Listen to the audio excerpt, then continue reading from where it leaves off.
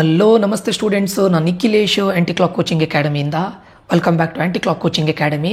Students, ಹಿಂದಿನ ವೀಡಿಯೋದಲ್ಲಿ ನಾನು ಫಿಸಿಕ್ಸ್, ಕೆಮಿಸ್ಟ್ರಿ, ಮ್ಯಾಥಮೆಟಿಕ್ಸ್ ಇವು ಮೂರೂ ವೀಡಿಯೋಗೂ ಅಪ್ಲೋಡ್ ಮಾಡಿದ್ದೇನೆ. ಅದರಲ್ಲಿ ನಾನು ಇದರದ್ದು ಬ್ಲೂ ಪ್ರಿಂಟನ್ನು ಅನಲೈಸ್ ಮಾಡಿ, ಕರ್ನಾಟಕ ಸ್ಟೇಟ್ ಎಕ್ಸಾಮಿನೇಷನ್ ಅಥಾರಿಟಿ ಅವರು ಬಿಟ್ಟಂತಹ ಬ್ಲೂ ಪ್ರಿಂಟನ್ನು ಅನಲೈಸ್ ಮಾಡಿ, ಮಾಡಲ್ ಕ್ವಶನ್ ಪೇಪರ್ನ ಅನಲೈಸ್ ಮಾಡಿ, ಆಲ್ 3 ಮಾಡಲ್ ಕ್ವಶನ್ ಪೇಪರ್ನ ಅನಲೈಸ್ ಮಾಡಿ, ನೀವು 8 to 9 ಚಾಪ್ಟರ್ಸನ್ನು ಓದಿ ಹೇಗೆ out of 70 60+ or else out of 80 70+ ಹೇಗೆ ಸ್ಕೋರ್ ಮಾಡೋದನ್ನು ಅನ್ನೋದನ್ನು ಆಲ್ರೆಡಿ ಅಪ್ಲೋಡ್ ಮಾಡಿದ್ದೇನೆ.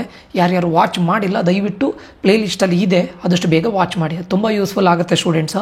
ಫಸ್ಟ್ ಅದಿಷ್ಟು ಚಾಪ್ಟರ್ನ ಕಂಪ್ಲೀಟ್ ಮಾಡಿ, ಅದಾದ ನಂತರ ನಿಮಗೆ ಟೈಮ್ ಸಿಕ್ಕಾಗ ಉಳಿದಂಥ ಚಾಪ್ಟರ್ಗೆ ಹೋಗಿ. ಓಕೆ, ಅದು ತುಂಬ ಇಂಪಾರ್ಟೆಂಟ್ ಆಗುತ್ತೆ. ನಾನು 3 ಮಾಡಲ್ ಕ್ವಶನ್ ಪೇಪರ್ನ ಅನಲೈಸ್ ಮಾಡಿ ಅಪ್ಲೋಡ್ ಮಾಡಿದ್ದೇನೆ.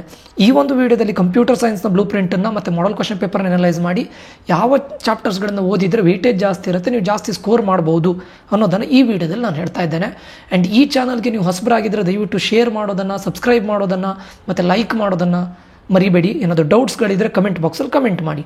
ಹಾಗೆ ಮುಂದಿನ ವಿಡಿಯೋದಲ್ಲಿ ಇಂಗ್ಲೀಷ್ ಲ್ಯಾಂಗ್ವೇಜಿದು ಕೂಡ ಬ್ಲೂ ಪ್ರಿಂಟನ್ನು ಅನಲೈಸ್ ಮಾಡಿ ಹಾಕ್ತೇನೆ. ಓಕೆ ಸ್ಟೂಡೆಂಟ್ಸ್, ಇದರಲ್ಲಿ ನಾನು ಪಿಕ್ ಮಾಡ್ತಾ ಇರೋದು 10 chapters out of 16 chapters. There are 16 chapters in computer science. ಅದರಲ್ಲಿ 10 ಚಾಪ್ಟರ್ಸನ್ನು ನಾನು ಪಿಕ್ ಮಾಡ್ತಾ ಇದ್ದೇನೆ. ಅದರಲ್ಲಿ ಫಸ್ಟ್ ಒನ್ ಬಂದುಬಿಟ್ಟು Boolean algebra. Okay, first one ನಾನು ಪಿಕ್ ಮಾಡ್ತಾ ಇರುವಂಥ ಫಸ್ಟ್ ಚಾಪ್ಟರ್ ಬಂದುಬಿಟ್ಟು ಬೂಲಿಯನ್ ಆಲ್ಜಿಬ್ರಾ. ಸೆಕೆಂಡ್ ಚಾಪ್ಟರ್ ಬಂದುಬಿಟ್ಟು ಲಾಜಿಕ್ ಗೇಟ್ಸು. ಥರ್ಡ್ ಚಾಪ್ಟರ್ ಬಂದುಬಿಟ್ಟು data structures. And fourth chapter ಬಂದುಬಿಟ್ಟು function overloading, constructors and destructors. Next chapter ನಿಮ್ಮದು pointers, data file handling, database concepts, SQL ಕಮಾಂಡ್ಸು, networking concepts. Okay, total 10 ಚಾಪ್ಟರ್ಸನ್ನು choose ಮಾಡ್ತಾ ಇದ್ದೇನೆ students. ಇದನ್ನು ಯಾಕೆ ಇದನ್ನೇ ಚೂಸ್ ಮಾಡ್ತಾ ಇದ್ದೇನೆ ಕೇಳಿದರೆ, ಇದರಲ್ಲಿ ಓವರಾಲ್ ಆಗಿ ನೀವು ಎಷ್ಟು ಸ್ಕೋರ್ ಮಾಡ್ಬೋದು? Out of 70 more than 60 for sure. 60 to 65 100% score ಮಾಡ್ಬೋದು. Only 10 chapters, you can leave 6 chapters. Okay, if you want to score out of you can do all 6 chapters. But ಆ 6 ಚಾಪ್ಟರ್ಸನ್ನು ಹೇಗೆ ಮಾಡ್ಬೋದು, ಅದರಲ್ಲಿ ಏನು ಮಾಡಬೇಕು ಅದನ್ನು ಕೂಡ ಹೇಳ್ತಾನೆ. ಓಕೆ, ಈಗ ಮಾಡಲ್ ಕ್ವಶನ್ ಪೇಪರ್ 1 ನಾನು ಚೂಸ್ ಮಾಡಿದರೆ, ಮಾಡಲ್ ಕ್ವಶನ್ ಪೇಪರ್ 1 ಪ್ರಕಾರ ನಾವು ಚೂಸ್ ಮಾಡ್ತಾ ಇರೋ 10 ಚಾಪ್ಟರ್ಸಲ್ಲಿ ಎಷ್ಟು ಸ್ಕೋರ್ ಮಾಡ್ಬೋದು MCQ ಅಲ್ಲಿ? ಇಲ್ಲಿ ನೋಡಿ, 1 2 3 4 5 6 7 8 9 10. ಸರಿನಾ? ಮಾಡಲ್ ಕ್ವಶನ್ ಪೇಪರ್ 2 ಅಲ್ಲಿ ನೋಡಿ, 2 3 4 5 6 7 8 9 10. ಸರಿನಾ? Model question paper 3 1 2 3 4 5 6 7 8 9 10. ನಾವು ಚೂಸ್ ಮಾಡಿರೋ 10 ಚಾಪ್ಟರ್ಸಲ್ಲಿ 10 ಕ್ವಶನ್ಸ್ ಫಿಕ್ಸ್ ಆಗಿ ಬರುತ್ತೆ. 10 ಫಿಕ್ಸ್ ಬರುತ್ತೆ ಸ್ಟೂಡೆಂಟ್ಸು. ಡೇಟಾ ಹ್ಯಾಂಡ್ಲಿಂಗಲ್ಲಿ ಒಂದು MCQ ಇಲ್ಲ ಬಿಟ್ಟರೆ ಮತ್ತೆ ಎಲ್ಲದರಲ್ಲೂ MCQs ಇದೆ. ಸೊ ಡೇಟಾ ಹ್ಯಾಂಡ್ಲಿಂಗಲ್ಲಿ ನೀವು MCQ ರಿಲೇಟೆಡ್, ಡೇಟಾ ಫೈಲ್ ಹ್ಯಾಂಡ್ಲಿಂಗಲ್ಲಿ MCQ ರಿಲೇಟೆಡ್ ಓದೋದು ಬೇಡ. 2 ಮಾರ್ಕ್ಸ್ ಮತ್ತು 3 ಮಾರ್ಕ್ಸ್ ಮಾತ್ರ ಓದಿದರೆ ಸಾಕು. MCQ ಓದೋ ಅಗತ್ಯನೇ ಇಲ್ಲ, ಯಾಕಂದರೆ ಯಾವ ಮಾಡಲ್ ಕ್ವಶನ್ ಪೇಪರಲ್ಲೂ ಕೇಳಿಲ್ಲ. Okay, 10 marks fixed. ಯಾವುದರಲ್ಲಿ? ಈ 10 ಚಾಪ್ಟರ್ಸಲ್ಲಿ MCQ ಅಲ್ಲಿ. ಇನ್ನೊಂದು surprisingly fill in the blanks all 3 question ಪೇಪರ್ಸಲ್ಲಿ ಡೇಟಾಬೇಸ್ ಮ್ಯಾನೇಜ್ಮೆಂಟ್ ಕಾನ್ಸೆಪ್ಟಿಂದನೇ ಕೊಟ್ಟಿದ್ದಾರೆ, DBMS ಇಂದಲೇ ಕೊಟ್ಟಿದ್ದಾರೆ. ಡೇಟಾಬೇಸ್ ಕಾನ್ಸೆಪ್ಟ್ಸಿಂದಲೇ 3 ಕ್ವಶನ್ ಪೇಪರಲ್ಲಿ 5 ಕ್ವಶನ್ಸನ್ನು ಕೂಡ ಫಿಲ್ ಇನ್ ದ ಬ್ಲ್ಯಾಂಕ್ಸ್ ಡೇಟಾಬೇಸಿಂದಲೇ ಕೊಟ್ಟಿದ್ದಾರೆ. ಮಿನಿಮಮ್ 3 ಅಂತೂ ಪಕ್ಕ ಕೊಡ್ತಾರೆ. ಅಲ್ಲೇ ಏನೋ ಸಣ್ಣ ಪುಟ್ಟ ಚೇಂಜಸ್ಗಳು ಮಾಡಿದ್ರು ಕೂಡ, ಬಟ್ ಇದನ್ನು ಫಾಲೋ ಮಾಡಲೇಬೇಕು. 3 ಕ್ವಶನ್ ಪೇಪರಲ್ಲಿ 5 ಮಾರ್ಕ್ಸ್ ಡೇಟಾಬೇಸ್ ಕಾನ್ಸೆಪ್ಟ್ಸಿಂದ ಬಂದಿದೆ, fill in the blanks. So be careful students. ಅಲ್ಲಿಗೆ ಈಗ ನೋಡಿ, ನಿಮಗೆ MCQ ಎಷ್ಟು ಮಾಡಬೇಕು? 15 ಮಾಡಬೇಕು. ಎಷ್ಟು ಮಾಡ್ಬೋದು ನಾವು? 10 ಅಂತೂ ಫಿಕ್ಸ್ ಆಗಿ ಮಾಡ್ಬೋದು. ಈಗ 10 ಚಾಪ್ಟರ್ಸಿಂದ ಇದು ಫಿಕ್ಸ್ ಆಗಿ 5 ಮಾರ್ಕ್ಸ್ ಮಾಡ್ತಾ ಇದ್ದೇವೆ. ಕರೆಕ್ಟಾ? ಯಾಕಂದರೆ 5 ಕ್ವಶನ್ಸನ್ನು ಕೂಡ ಅವ್ರು ಯಾವುದರಿಂದ ಕೊಡ್ತಾ ಇದ್ದಾರೆ? ಡೇಟಾಬೇಸ್ ಕಾನ್ಸೆಪ್ಟ್ಸಿಂದನೇ ಕೊಡ್ತಾ ಇದ್ದಾರೆ. ಓಕೆ, ಸೊ ನೆಕ್ಸ್ಟ್ ಪಾರ್ಟ್ 3 ಬರುತ್ತೆ ನಿಮಗೆ. 2 ಮಾರ್ಕ್ಸ್ ಇದು. 4 ಕ್ವಶನ್ಸನ್ನು ಅಟೆಂಡ್ ಮಾಡಬೇಕು. ಟೋಟಲ್ 8 ಮಾರ್ಕ್ಸ್ ಬರುತ್ತೆ. ಇಲ್ಲಿ ನೋಡಿ, 2 ಮಾರ್ಕ್ಸಿಗೆ ಹೋದಾಗ ನಾವು ಚೂಸ್ ಮಾಡಿದ ಚಾಪ್ಟರಿಂದ ಇಲ್ಲಿ ನೋಡಿ, ಇದು ಒಂದು 1 2, ದೆನ್ ಈ ಚಾಪ್ಟರಿಂದ ಬರುತ್ತೆ 3, ದೆನ್ 4 5 6 7 ಕ್ವಶನ್ಸನ್ನು ಅಟೆಂಡ್ ಮಾಡ್ಬೋದು. ನಿಮ್ಗೆ ಎಷ್ಟು ಅಟೆಂಡ್ ಮಾಡಬೇಕು? 4 questions. You are left with 3 extra questions. So ಆರಾಮ್ಸೆ 4 ಕ್ವಶನ್ಸನ್ನು ಅಟೆಂಡ್ ಮಾಡ್ಬೋದಾ? ಸೊ 4 into 2 ಎಷ್ಟಾಗುತ್ತೆ? ಇಲ್ಲಿ 8 ಮಾರ್ಕ್ಸ್ ಬಂತಾ? ಪಕ್ಕ ಅಲ್ಲ, ಯಾಕಂದರೆ 3 ಎಕ್ಸ್ಟ್ರಾ ಕ್ವಶನ್ಸು ಕೂಡ ಇದೆ. ನೆಕ್ಸ್ಟ್ 3 ಮಾರ್ಕ್ಸಲ್ಲಿ ನೀವು 4 ಕ್ವಶನ್ಸನ್ನು ಅಟೆಂಡ್ ಮಾಡಬೇಕು ಔಟ್ ಆಫ್ 7. ನೋಡೋಣ 3 ಮಾರ್ಕ್ಸಲ್ಲಿ ಎಷ್ಟು ಅಟೆಂಡ್ ಮಾಡಲಿಕ್ಕಾಗುತ್ತೆ ನೋಡೋಣ. ಇದಿಲ್ಲ, ಇಲ್ಲಿಂದ 1 2 3 4. ಸರಿನಾ? ಅಂದರೆ ಇಲ್ಲಿ ಏನಂತ ಕೇಳಿದರೆ 3 ಮಾರ್ಕ್ಸಲ್ಲಿ ನಿಮಗೆ ಇಂಟರ್ನಲ್ ಚಾಯ್ಸ್ ಇರೋದಿಲ್ಲ. ಓಕೆ, ನೀವು 3ಗೆ ಅಂದರೆ ಓದ್ತಾ ಇರೋ ಚಾಪ್ಟರ್ನ ಪರ್ಫೆಕ್ಟಾಗಿ ಓದಲೇಬೇಕು ಕಂಪಲ್ಸರಿ. ಓಕೆ, ಸೊ ಯಾಕಂದರೆ ಇಲ್ಲಿ ನೋಡಿ 1 2 3 4 ಎಕ್ಸಾಕ್ಟ್ಲಿ 4 ಕ್ವಶನ್ಸ್ ನಿಮ್ಗೆ ಸಿಗ್ತಾ ಇದೆ. ಸೊ ಅದಕ್ಕೋಸ್ಕರ ಓದಿರೋದನ್ನು 3 ಮಾರ್ಕ್ಸ್ 100% ಓದ್ಕೊಳ್ಬೇಕಾಗತ್ತೆ. ಬಟ್ ಆಲ್ 4 ಕ್ವಶನ್ಸನ್ನು ಅಟೆಂಡ್ ಮಾಡ್ಬೋದು ಅಲ್ವಾ. 4 3s 12 ಅಟೆಂಡ್ ಮಾಡ್ಬೋದಲ್ಲ, ಯಾವುದು ನಮಗೆ ಲೆಸ್ ಇಲ್ಲ. ಬಟ್ ಎಕ್ಸಾಕ್ಟ್ಲಿ 4 ಸಿಗ್ತಾ ಇದೆ ಆಯಿತಾ. 5 ಮಾರ್ಕ್ಸ್ ಎಷ್ಟು ಕ್ವಶನ್ಸನ್ನು ಅಟೆಂಡ್ ಮಾಡಬೇಕು ನಾವು? 4 ಕ್ವಶನ್ಸನ್ನು ಅಟೆಂಡ್ ಮಾಡಬೇಕು. ಇಲ್ಲಿ ನೋಡಿ 5 ಮಾರ್ಕ್ಸ್, ಇಲ್ಲಿಂದ 2 ಕ್ವಶನ್ಸ್ ಆಯಿತಾ, 2 3 4 5 ಕ್ವಶನ್ಸನ್ನು ಅಟೆಂಡ್ ಮಾಡ್ಬೋದು. 1 ಎಕ್ಸ್ಟ್ರಾ ಕ್ವಶನ್ ಆರಾಮ್ ಎಲ್ಲ ಕ್ವಶನ್ ಪೇಪರ್ಲು ಹಾಗೆ 2 3 4 5 2 3 4 5 ಕ್ವಶನ್ಸನ್ನು ಆರಾಮ್ಸೆ ಅಟೆಂಡ್ ಮಾಡ್ಬೋದಾ? ಸೊ ಅಂದರೆ ಇರೋದು ನಿಮಗೆ 4 ಕ್ವಶನ್ಸನ್ನು ಅಟೆಂಡ್ ಮಾಡಬೇಕು. ಯು ಹ್ಯಾವ್ 1 ಎಕ್ಸ್ಟ್ರಾ ಕ್ವಶನ್, ಕರೆಕ್ಟಾ? 4 5s 20. ಇದರಲ್ಲಿ ಮಾತ್ರ ನಿಮಗೆ ಚಾಯ್ಸ್ ಇಲ್ಲ. 3 ಮಾರ್ಕ್ಸಲ್ಲಿ ಚಾಯ್ಸ್ ಇಲ್ಲ, ಮತ್ತು 2 ಮಾರ್ಕ್ಸಲ್ಲಿ ಚಾಯ್ಸ್ ಇದೆ, 5 ಮಾರ್ಕ್ಸಲ್ಲಿ ಚಾಯ್ಸ್ ಇದೆ. 5 ಇದು ಬಿಟ್ಟು ಹಾಕಿ MCQ ಮತ್ತು fill in the blanks, you don't have any internal choice.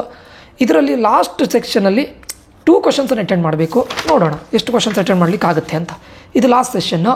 ಇದು ನಾನು 5 ಮಾರ್ಕ್ಸಲ್ಲೇ ಬೇರೆ ಬೇರೆ ಮಾಡಿದ್ದೇನೆ. ಇಲ್ಲಿ ನೋಡಿ, ಇಲ್ಲಿ 1 ಇದು ನಾವು ಮಾಡಲಿಲ್ಲ, ಇಲ್ಲೊಂದು 2, ಇಲ್ಲಿ 1 ಇಲ್ಲಿ 2 ಇಲ್ಲಿ 1 ಇಲ್ಲಿ 2. ನಮ್ಗೆ ಯಾವುದು ಇದರಿಂದ ಅಟೆಂಡ್ ಮಾಡಲಿಕ್ಕೆ ಆಗ್ತಾಯಿಲ್ಲ. But you are having exactly 2 option. But ಓದೋದನ್ನು ಪರ್ಫೆಕ್ಟಾಗಿ ಓದಿ. ಇನ್ ಕೇಸ್ ಇನ್ನೂ ಒಂದು ಆಪ್ಷನ್ ಬೇಕು ಅಂತಿದ್ರೆ ಬೇಕಾದರೆ ಈ ಚಾಪ್ಟರ್ ಮಾಡಬೇಕಾಗತ್ತೆ. ಓನ್ಲಿ 5 ಮಾರ್ಕ್ಸ್ ಮಾಡಿದರೆ ಸಾಕು ಆಯಿತಾ. ಬೇಡ, ನಾನು ಹೇಳೋದು 2 ಕ್ವಶನ್ಸನ್ನು ಓದಿದ್ದನ್ನು ಪರ್ಫೆಕ್ಟಾಗಿ ಓದಿ ಸಾಕು ಆಯಿತಾ. ಇಲ್ಲಿ 5 2s 10 ಅಂದರೆ ನಿಮ್ಗೆ ಇಲ್ಲಿ 2ರಲ್ಲಿ ಇಂಟರ್ನಲ್ ಚಾಯ್ಸ್ ಸಿಗ್ತಾ ಇಲ್ಲ. ಅದರ್ವೈಸ್ ನಿಮ್ಗೆ ಎಲ್ಲದೂ ಕೂಡ ಅಟೆಂಡ್ ಮಾಡ್ಬೋದು. ಬಟ್ ಇಂಟರ್ನಲ್ ಚಾಯ್ಸ್ ಇಲ್ಲ. ಅದಕ್ಕೆ ಓದೋದನ್ನು ಪರ್ಫೆಕ್ಟಾಗಿ ಓದಿ. ವೈ ಬಿಕಾಸ್ ಇರೋ 16 ಚಾಪ್ಟರ್ಸಲ್ಲಿ ನೀವು 6 ಚಾಪ್ಟರ್ಸನ್ನು ಬಿಡ್ತಾ ಇದ್ದೀರಾ. ಆಲ್ಮೋಸ್ಟ್ 40% ಚಾಪ್ಟರ್ನ ಬಿಡ್ತಾ ಇದ್ದೀರಾ. ಓದ್ತಾ ಇರೋದೇ 10 ಚಾಪ್ಟರ್ಸ್.